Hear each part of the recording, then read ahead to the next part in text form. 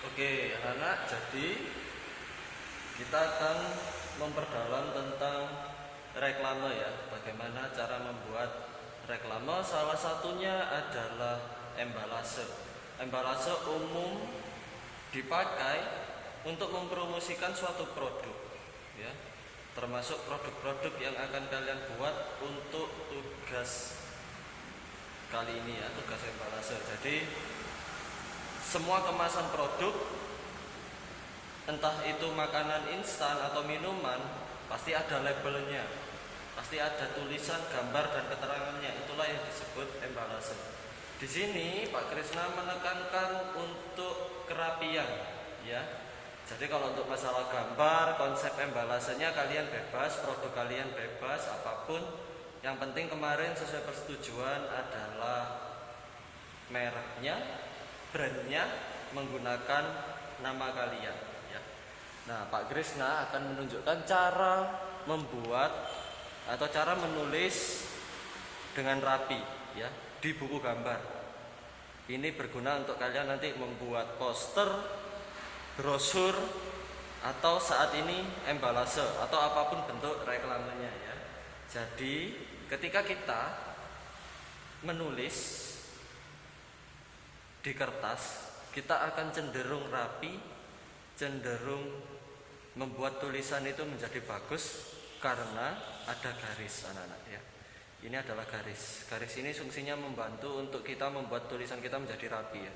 Lurus, rapi, tertata, jaraknya, spasinya dan lain-lain ya. Ketika kita mempraktekannya di kertas gambar, kita cenderung kesulitan, berpengalaman dari tugas-tugas yang lalu. Kenapa? Karena kita tidak ada garis. Maka dari itu, dalam membuat tulisan, karena dalam reklame, tulisan, kata-kata, kalimat itu juga menjadi unsur yang sangat penting ya. Maka kita membuat garisnya dulu, anak-anak.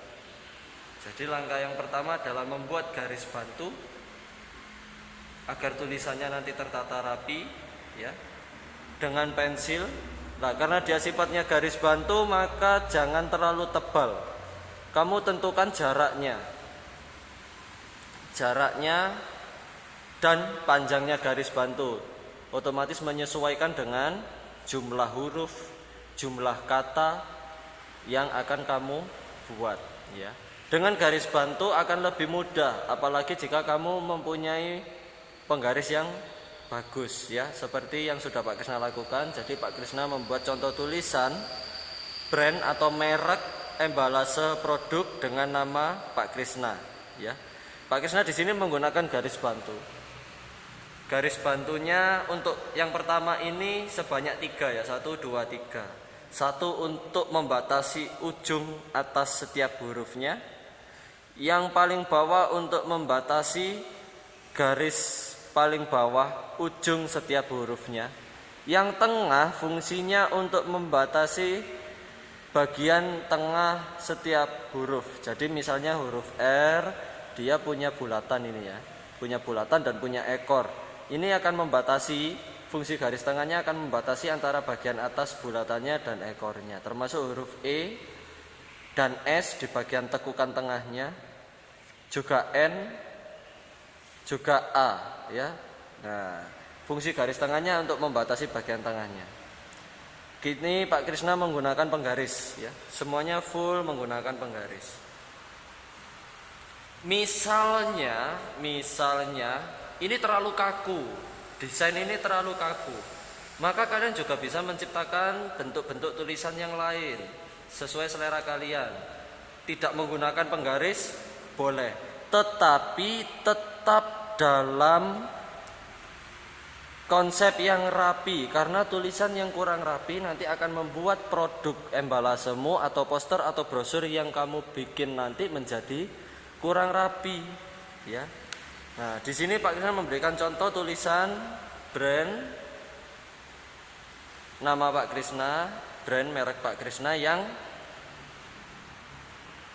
tanpa menggunakan penggaris ya, tanpa menggunakan penggaris, tetapi tetap menggunakan garis bantu.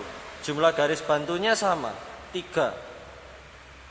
1 untuk ujung paling atas batas huruf, Satu untuk ujung paling bawah batas huruf dan satu lagi di tengah untuk membatasi besar kecilnya huruf.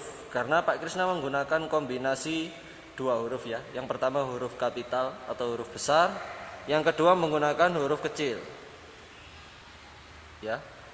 Di sini Pak Krisna menggunakan konsep tulisannya miring ya. Miring, maka juga Pak Krisna membuat sketsa ruang atau garis miring ini agar tingkat kemiringan setiap hurufnya itu sama. Kalau kalian tidak membuat sketsa atau konsep ruang miring ini, garis miring ini, maka nantinya tingkat kemiringannya berbeda. Bisa saja K-nya lebih miring posisinya atau S-nya justru ke arah tegak, tidak miring, maka nanti tidak rapi ya. Fungsi sketsa ini nanti sebagai pembatas dan juga agar tulisanmu lebih rapi. Maka dari itu jangan terlalu tebal membuatnya, karena nanti ketika sudah ditebali dengan spidol, sketsa ini, sketsa garis-garis ini bisa kamu hapus. Ya. Nah, kamu perhatikan di sini ya. Nah, di sini setiap hurufnya sudah ada batasnya. Ada ruangnya sendiri. Tingkat kemiringannya semuanya sama. Besar kecilnya huruf sama. Oke, kita beralih ke contoh yang sudah jadi punya Pak Krisna embalase ya. Kamu nanti akan membuat embalasenya dengan bentuk produknya. Kalau misalnya kamu bikin makanan instan, silakan kamu gambar dengan kardusnya, dengan boxnya. Karena Pak Krisna membuat konsep minuman di dalam kemasan botol, maka Pak Krisna menggambar botolnya dulu. Ya. Botol ini Pak Krisna gambar dengan teknik 3 dimensi. Makanya di sini ada bagian oval ini sebagai membentuk ruang botolnya ya, atau volume botolnya. Karena botol konsepnya biasanya berbentuk tabung ya. Oke, Pak Krisna menggambar dengan bentuk 3 dimensi karena Pak Krisna ingin menunjukkan kesan gambar ini muncul atau seolah-olah nyata ya. Oke, kita sorot bagian embalasenya ya. Ketika botol sudah jadi, kita sorot bagian embalasenya. Ini embalase produk punya Pak Krisna.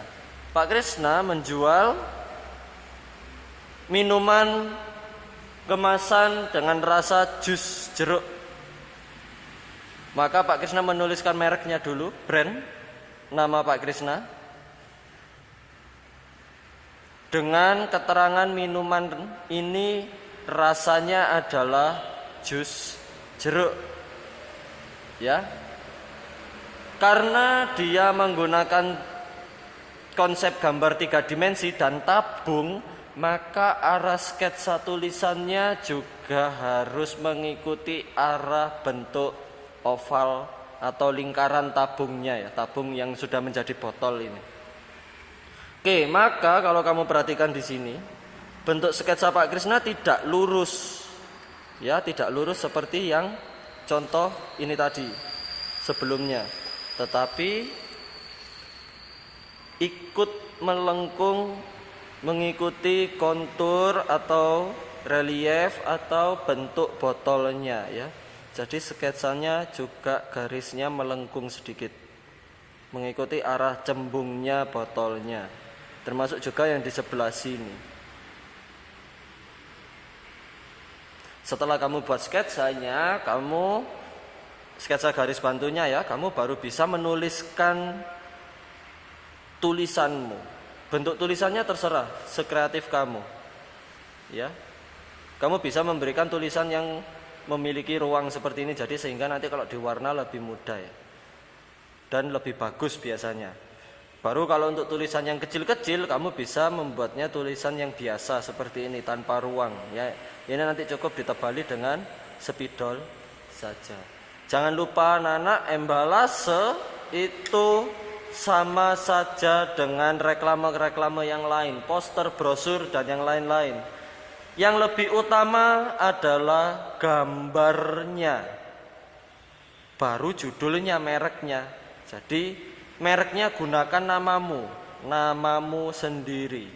bukan merek-merek yang lain. Baru nanti keterangannya produknya kamu menjual apa.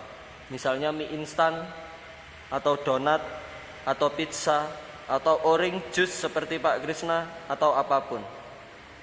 Jangan lupa yang paling penting adalah yang paling penting gambarnya ya. Jadi Pak Krisna di sini menggambarkan jeruk, buah jeruk yang masih utuh dengan sedikit ada daunnya, karena ini konsepnya adalah jus jeruk ya, produk jus jeruk. Kemudian lebih meyakinkan lagi jika Pak Krisna hanya menggambar buah yang bulat saja yang penuh, mungkin para pembaca atau yang memperhatikan gambar tidak tahu bahwa itu jeruk. Maka Pak Krisna menghadirkan gambar jeruk yang sudah dibelah supaya lebih meyakinkan bahwa ini adalah jeruk. Karena ini jus dalam kemasan botol, berarti yang di dalam botol ini adalah air ya.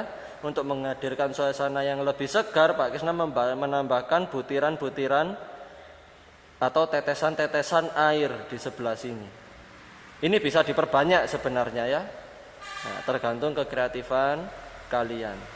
Oke, sampai sini konsep kita dalam membuat embalase. Buatlah karyamu serapi mungkin, seindah mungkin, karena nanti yang menikmati hasilnya adalah diri kamu sendiri.